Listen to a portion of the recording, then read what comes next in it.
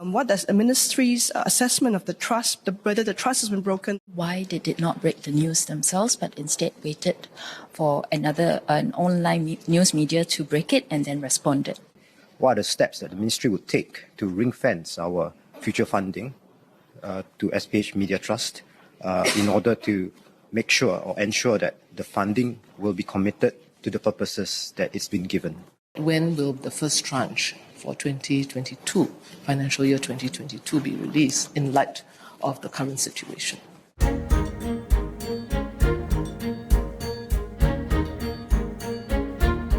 From the government's perspective, we have three core interests in this matter. First, the usage of public funds. Up to now, we have not disbursed any funds. Moreover, the government did not have a funding relationship with SMT before FY 2022. Therefore, the findings of SMT's internal review of circulation data from September 2020 to March 2022 have no bearing on public funds.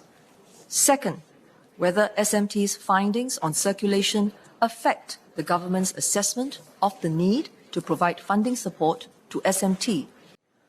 SMT's internal review of circulation numbers reinforced our assessment that the media landscape had become highly unfavorable for news organizations, even if they had substantial reach and were trusted by the public.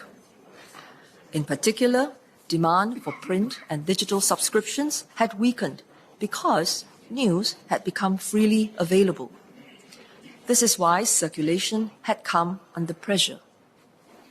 I emphasize, this does not make it right for anyone to overstate circulation numbers, but it reaffirms the need for restructuring.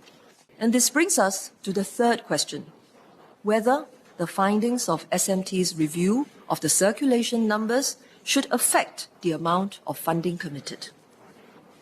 Mr. Speaker, in February 2022, I informed Parliament that the government had assessed that it would provide up to $180 million of public funds annually to support SMT's transformation for 5 years, starting from FY 2022.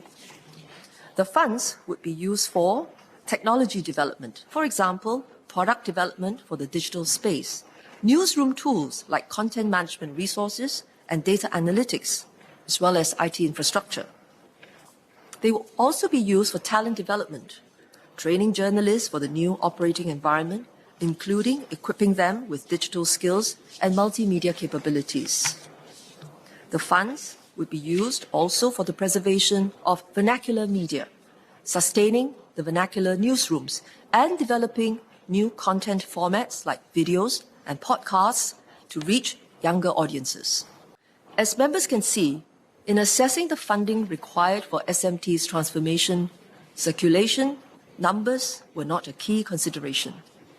The level of funding previously assessed for the purposes of investing in technology and capability development remain valid.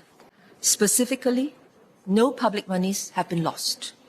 There is no change to the decision to provide funding support to SMT. And there is no change to the amount of funding for SMT.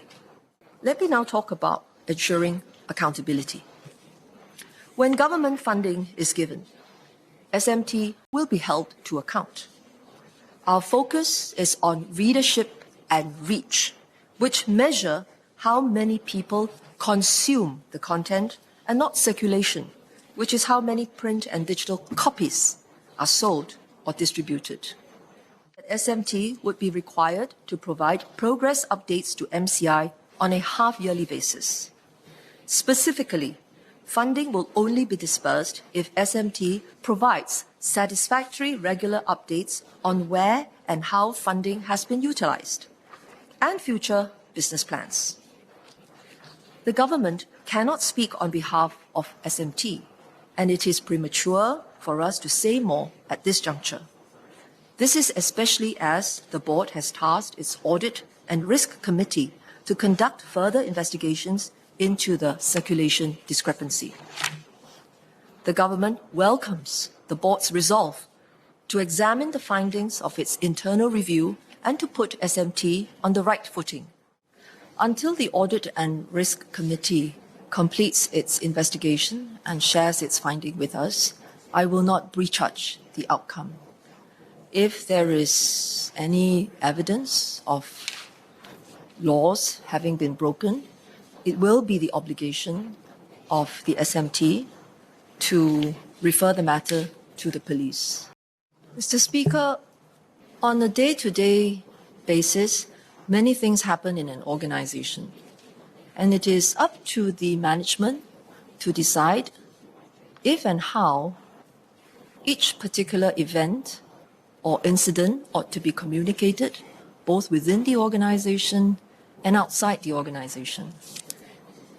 Should the manner in which they communicated have been approached differently, I think that is a matter that the SMT and the management and the board will have to consider. Mr. Speaker, the funding agreement is close to being concluded, and once we are satisfied that the KPIs have been properly set, as well as the safeguards that I explained earlier have been properly included in the agreement, we will release the funding.